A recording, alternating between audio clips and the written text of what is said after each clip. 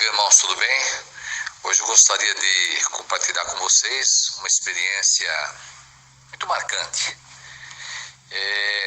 O irmão de São Paulo constantemente ligava para mim, normalmente na segunda-feira à noite, para dizer que estava muito chateado, muito triste com o seu patrão. Ele trabalhava para um senhor que era engenheiro, e esse engenheiro normalmente na segunda-feira dizia para o irmão que no domingo havia sido visitado por testemunhas de Jeová e que ele as havia humilhado, que os irmãos não tinham nível, eram pessoas ignorantes, que não tinham cultura para conversar com ele, e isso entristecia muito o nosso irmão. Então ele ligava para desabafar comigo. Aí na segunda-feira ele ligou e disse que aquele senhor, aquele engenheiro, na segunda-feira havia dito que no domingo ele estava no jardim da sua casa ali cuidando das flores e que duas garotas testemunhas de Jeová haviam parado para conversar com ele e como de costume ele as havia humilhado pela cultura que ele possuía, porque as irmãs, pessoas ignorantes, pessoas sem estudo, então que não dava um nível para ele. E novamente deixou o irmão extremamente deprimido. E o irmão ligou para mim. E como eu já estava meio indignado com esse senhor aí, aquele dia eu tomei uma atitude um tanto extremista. Falei para ele: olha, irmão, vamos fazer o seguinte, combina com esse seu patrão aí uma palestra. Fala que duas testemunhas de Jeová de Sorocaba querem conversar com ele, mas como ele não vai ter nível para conversar conosco, ele que leve 2 médicos. Ele deve ter amigos médicos aí na região onde ele mora, então ele que leve 2 médicos, porque aí quem sabe tem um certo nível. E o irmão, né, deu um sorriso e tudo mais e desligamos o telefone. No outro dia o irmão ligou para mim, falou: Pedro, eu comentei com ele sobre aquele assunto que você levantou ontem e ele aceitou. Falou que vocês podem ir sim. Inclusive falou que vocês poderiam ir na casa dele conversar lá sobre o sangue, porque esse era o assunto que ele sempre levantava, né? Normalmente ele questionava a questão do sangue com os irmãos.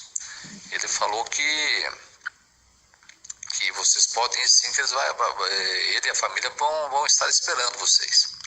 Bem, então combinamos e no sábado à noite fomos lá, eu e o Ringo. Bem, chegando lá a gente imaginava encontrar um ambiente hostil de pessoas arrogantes, prepotentes, né? Pelo que o irmão contava para mim nas segundas-feiras. Mas encontramos um ambiente totalmente contrário. Encontramos ali um ambiente amável, pessoas educadas, gentis, extremamente atenciosas. Nos convidaram para entrar, nos sentamos. Depois das apresentações, eu perguntei, né, para eles qual era a dúvida que eles tinham com respeito ao assunto do sangue. E aí ele comentou que ele gostaria de saber a questão do sangue na Bíblia.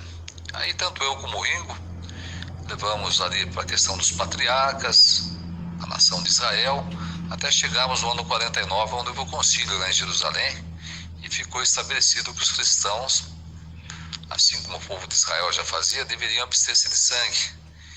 E quando se usa a palavra abster, significa que não deveria ingerir sangue nem mesmo pelas veias.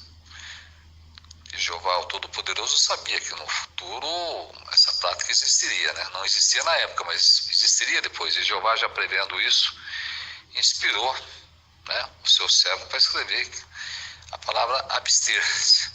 E abster-se significa não ingerir de forma alguma. Bem, ele concordou plenamente, ele, a esposa, ele estava ali com um parente da Assembleia de Deus que veio assistir a palestra, esse parente também concordou, e aí passamos para a questão científica. Eu falei para ele: bem, agora então o senhor pode falar o que o senhor tem dúvida com respeito ao sangue na questão científica. E aí ele falou que gostaria de saber sobre as anemias, sobre as grandes cirurgias, as emergências, e aí nós, calcados em matérias médicas que nós havíamos levado, pudemos mostrar para ele lá, né, como cuidar desses problemas levantados, né? E novamente ele concordou com tudo. E nós sentimos ali que estamos ganhando novos amigos, estamos ali fazendo novas amizades. A palestra terminou como começou, de forma amigável, e nós voltamos para Sorocaba. Bem, por que sentimos que estamos ganhando ali novos amigos? O futuro iria dizer, iria provar que eu estava certo, que estávamos certos. Uma certa tarde, esse senhor me ligou, dizendo que estava com uma parente hospitalizada e que essa parente dele já havia tomado transfusões de sangue e havia piorado terrivelmente. E ele gostaria de saber o que eles poderiam falar com o médico, para que o médico não transfundisse mais aquela moça. E aí, dei algumas dicas dentro das minhas limitações e possibilidades, e não sei o que aconteceu, porque depois não tive mais conversa com ele sobre esse assunto. Mas passado mais um tempo, ele ligou novamente, e aí já a questão era uma neta dele.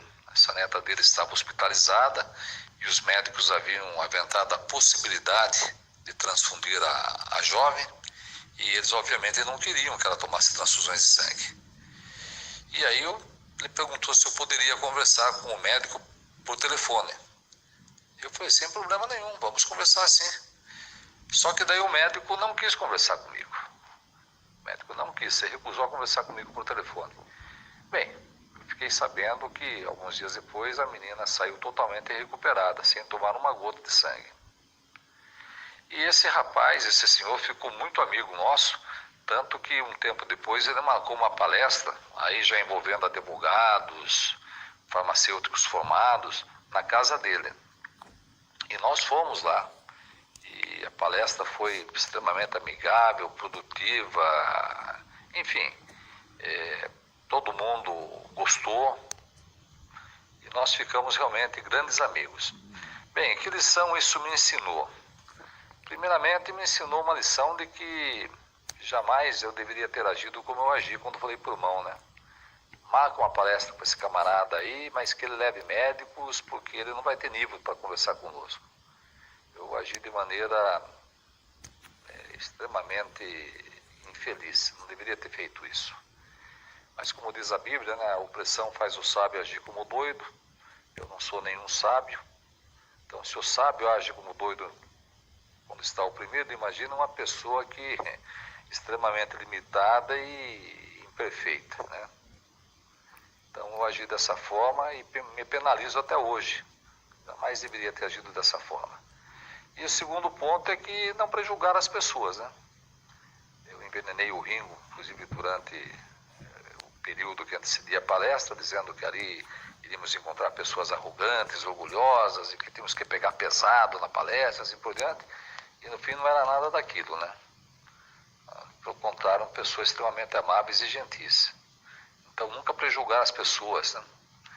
Se formos falar alguma coisa, primeiramente temos que conhecer a pessoa e deixar que Jeová julgue, porque ele sim sabe julgar o coração da pessoa. Então, irmãos, essa é uma experiência que eu me lembro com muita saudade dessa palestra. Alguns chamam isso de debates, né? Eu chamo isso de palestras. E essa palestra realmente foi muito marcante. Por isso que eu tive prazer em compartilhar com vocês essa manhã. Um bom dia a todos e que Jeová continue nos abençoando e nos protegendo.